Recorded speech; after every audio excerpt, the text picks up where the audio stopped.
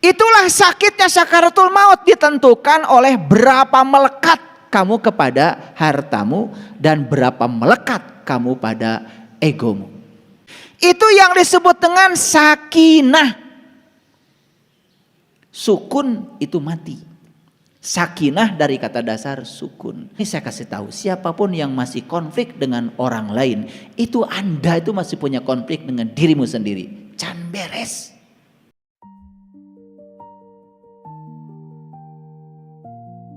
Mengapa sakaratul maut terasa begitu menakutkan dan menyakitkan? Mengapa kita begitu mudah tersinggung dan marah dan berkonflik dengan orang di sekitar kita? Ngaji diri, ngaji rasa, belajar mengenal diri dan menyadari kedekatan Allah. Setiap yang bernyawa harus bisa merasakan rasanya mati, dan hanya pada hari kemudian sajalah diberikan dengan sempurna balasanmu.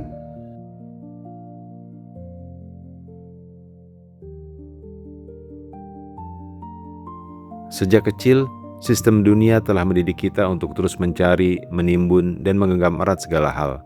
Harta, jabatan, hingga pembenaran ego. Jarang sekali kita diajarkan seni melepaskan. Akibatnya, jiwa kita menderita dalam kemelekatan yang luar biasa. Mari kita menyelami hakikat kematian ego, belajar melepaskan sebelum dipaksa lepas, dan meraih puncak ketenangan batin, yaitu sakinah, mawaddah, warahmah di dalam kehidupan sehari-hari. Terasa? Perjuangannya berat? Sok lah, melepaskan keserakahan pada yang kita ingin. Berat. Karena apa? Dari kecil kita dilatih untuk mencari, tetapi tidak dilatih melepaskan. Dari kecil kita dilatih untuk mengumpulkan, tapi tidak dilatih untuk membagikan. Makanya mumpung kita masih ada kesempatan, yuk kita imbangi. Boleh nggak mencari? Boleh. Tetapi mencari, melepaskan. Mencari, melepaskan. Kalau mendapat yang kita cari, jangan untuk dirimu sendiri. Ada bagian buat orang lain. Latih dirimu untuk melepaskan. Kapan? Sekarang. Nah kalau kita terus mengumpulkan, tidak kita lepaskan, saat mati datang, kita dalam posisi melekat luar biasa. Sakaratul mautnya itu menjadi hese. Itulah sakitnya sakaratul maut, ditentukan oleh berapa melekat kamu kepada hartamu dan berapa melekat kamu pada egomu. Bermegah-megah telah melalaikan kamu sampai kamu masuk ke dalam kubur. Melatih melepaskan sejak sekarang. Zuhud bukan berarti tidak memiliki harta di tangan, melainkan tidak membiarkan harta dan ego bersemayam di dalam kolbu.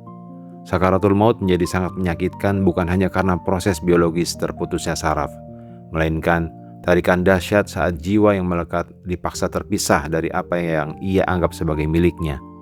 Manusia memiliki bias kognitif alami berupa ketakutan kehilangan lebih menyakitkan daripada kebahagiaan mendapatkan. Membiasakan diri berbagi dan berderma, melatih sirkuit otak untuk mereduksi kemelekatan ekstrim. Kondisi panik saat menghadapi kehilangan memicu pelepasan masif hormon stres. Latihan ikhlas secara bertahap menstabilkan sistem saraf otonom, membuat proses transisi akhir hayat menjadi jauh lebih damai. Makanya ada kata-kata kullu nafsin zaikatul maut. Setiap yang bernyawa harus merasakan rasanya mati. Tahu nggak rasanya mati? Orang mati itu teboga kahayang.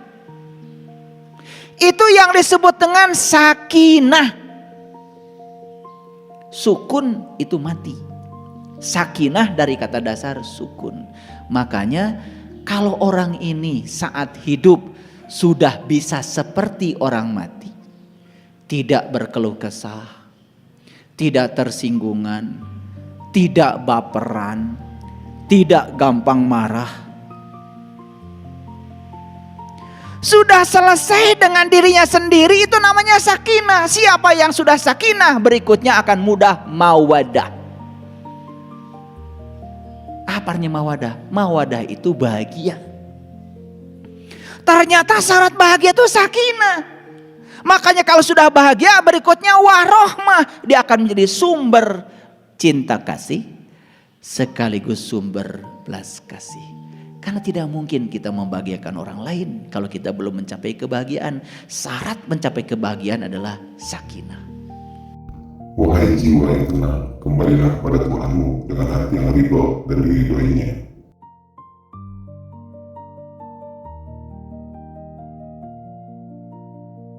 Sakinah, mawaddah, warahmah. Konsep agung tentang matilah sebelum engkau mati adalah tentang mematikan nafsu keakuan atau ego atau nafsu amarah. Ketika nafsu keakuan mati, yang tersisa hanyalah fitrah yang tenang atau nafsu al-mutmainah. Inilah sakinah. Dari telaga ketenangan inilah terpancar cinta murni atau mawaddah dan welas asih atau rahmah. Banyak penderitaan mental berupa baper, gampang tersinggung atau cemas bersumber dari ego yang rapuh namun menuntut validasi. Ketika seorang mencapai tingkat kesadaran di mana ia tidak lagi terikat pada citra diri, ia menjadi tahan banting secara emosional. Konsep ini sejajar dengan ketenangan tanpa gangguan. Keheningan batin tercapai bukan saat kita mengontrol dunia, melainkan saat kita memadamkan tuntutan berlebihan di kepala kita sendiri. Dari ente masih kene tersinggungan, dikit-dikit protes, tidak suka marah-marah. Nih, saya kasih tahu, ada istri saya di sini saksinya. Saya kalau masuk WC dan WC kotor bekas orang, saya nggak pernah marah. Ya kumaha ya jelema teh harus ke WC. Kalau terki enggak, saya sikat. Karena kalau marah-marah tidak membuat WC jadi bersih. Anak saya masuk WC, saya tahu anak saya. Walaupun saya nggak lihat anak yang mana yang masuk WC, dari WC bekasnya saya tahu. Anak nomor 1, anak nomor 2, anak nomor 3, saya tahu. Cara nyimpen odolnya seperti apa, saya tahu. Cara nyimpen sikat gigi seperti apa, saya tahu. Bak mandi masuk sabun, saya tahu anak yang kemana. Dan saya nggak pernah ribut. Kalau bekas anak pun saya nggak pernah dikejar anak saya. Kamu tadi masuk WC ya? Itu sabun masuk nggak selesai. Makanya saya bedahkan, saya sikat. Nanti kalau dia masuk lagi ke WC, kali aja dia ingat, oh tadi bekas sabun sekarang udah bersih, pasti sama ayah. Sugan eraheun. Makanya saya itu di rumah, para sahabat, gak pernah saya marah-marah nyuri ini, gak pernah. Ada istri saya. Nih saksinya. Kalau banyak rambut berantakan, saya gak pernah ribut. Iya rambut tuh saha, urut saha, jorok, gak pernah. Saya ambil solasi, saya lilitkan di tangan saya, langsung plak plak plak plak plak plak, beres, bersih. Karena saya tidak suka rambut berantakan. Kalau ada rambut nyumpal di saringan WC, saya tahu bekas anak yang mana, saya cabut sendiri, saya buang. Gak pernah ribut. Karena ribut tidak pernah menyelesaikan masalah. Adapun hamba-hamba Tuhan yang Maha Pengasih itu adalah orang-orang yang berjalan di bumi dengan rendah hati. Dan apabila orang-orang bodoh menyapa mereka dengan perkataan yang menghina, mereka mengucapkan salam.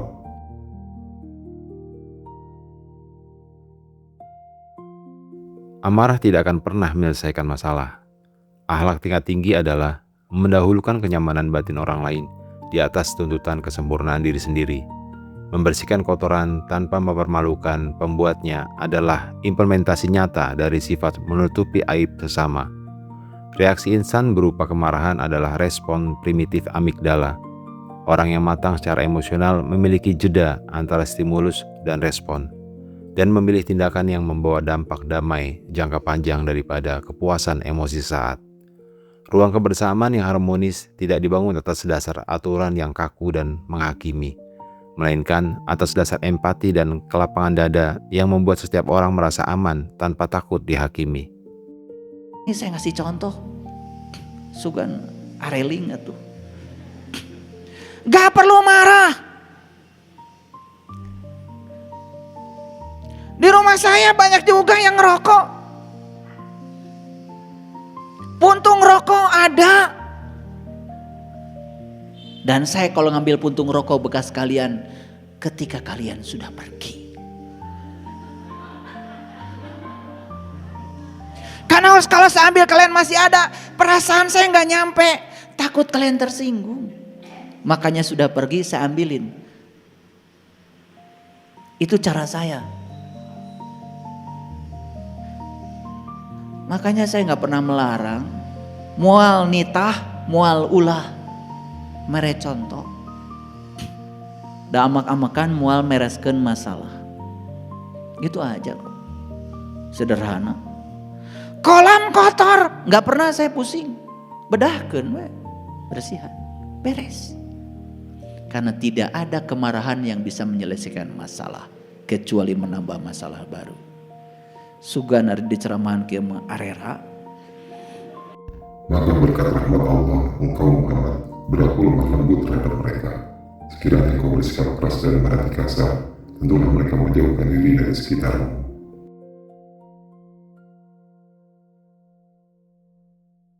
Keteladanan nyata yang hening tanpa amarah. Pemimpin sejati tidak akan menggunakan kekuatan paksaan atau perintah, melainkan dengan memimpin lewat perbuatan atau lead by example. Manusia, terutama keluarga dan anak-anak, belajar jauh lebih efektif melalui observasi model perilaku daripada instruksi verbal. Kemarahan justru akan memicu mekanisme pertahanan diri yang akan menghambat perubahan perilaku positif. Dakwah yang paling masuk ke relung jiwa adalah dakwah bilhal atau dakwah dengan perbuatan nyata, bukan sekedar dakwah bilisan atau kata-kata semata. Ini masalah ego, masalah ego. Kalau kita belum bisa mengalahkan diri sendiri, yang keluar adalah konflik. Orang yang konflik dengan pikirannya mulai keluar dari lisannya, konflik dengan orang lain. Ini saya kasih tahu, siapapun yang masih konflik dengan orang lain, itu Anda itu masih punya konflik dengan dirimu sendiri. Can beres. Itu waras. Makanya jihad itu dua, diulang-ulang di banyak ayat. Kalau saya tunjukkan ayat tentang jihad, itu cuma dua. Bi amwalihim wa anfusihim, bi amwalihim wa anfusihim. Apa pesannya? Menang, mana yang harta. Tapi menges menang, lepaskan. Boleh mencari, tapi jangan melatih diri mencari. Latih diri untuk melepaskan. Itu yang namanya belajar mati selagi hidup, mengpengker hirup. Da diajar maut mah kudu hirup. Merasakan rasanya mati harus ketika hidup. Danges maut mah moal bisa ngerasakan. Sok tanya nu pae. Kumaha rasana pae? Moal bisa ngejawab. Nih saya kasih tanya. Saya tanya nih kalian. Gimana rasanya ketika kamu dalam hidup ini sudah merasakan mati? Damai ayah, damai. Gimana rasanya ketika kamu mengalahkan egomu? Damai, damai. So, praktekkan. Belajar dengan saya bukan membicarakan kebaikan, melakukan. Jangan jadi kolektor ilmu, gak perlu banyak ilmu. Yang penting rubah, hijrah. Wahai orang-orang beriman, mengapa kamu mengatakan sesuatu yang tidak kamu kerjakan? Sangat besar kemurkaan di sisi Allah bahwa kamu mengatakan apa yang tidak kamu kerjakan. Konflik dengan orang lain adalah cerminan masalah batin yang belum selesai. Apa yang membuat kita terganggu pada orang lain seringkali merupakan proyeksi dari luka batin, ketidakpuasan, atau bagian dari kita yang belum kita terima. Menghentikan konflik luar menuntut keberanian untuk menyelami dan membereskan konflik internal kita sendiri. Ilmu tanpa amalan adalah pohon tanpa buah. Belajar mati menuntut tindakan konkret, mematikan rasa ingin dipuji, mematikan rasa ingin menang sendiri, dan mematikan dendam. Mengetahui teori tidak mengubah struktur jalur sinapsis otak. Perubahan biologis dan karakter hanya terjadi ketika pengetahuan dipraktikkan berulang-ulang melalui tindakan sadar. Yaitu pada hari ketika harta dan anak-anak tidak berguna, kecuali orang-orang yang menghadap Allah dengan hati yang bersih. Mutiara kajian ini membimbing kita pada sebuah pencerahan agung. Kedamaian hidup tidak akan pernah kita temukan dengan menuntut dunia berubah sesuai kemauan kita. Ketenangan sejati atau sakinah baru akan hadir saat kita berani mematikan ego, melatih diri melepaskan kemelekatan, dan membereskan segala konflik di dalam dada. Mari kita berhenti untuk tidak hanya sekedar mengumpulkan wacana, tetapi mulailah mempraktikkan kematian ego demi meraih kebahagiaan sejati.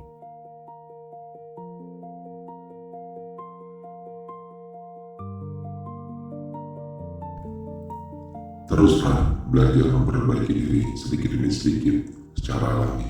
Tidak perlu bergerak cepat, yang penting bergerak maju dan terus bertumbuh.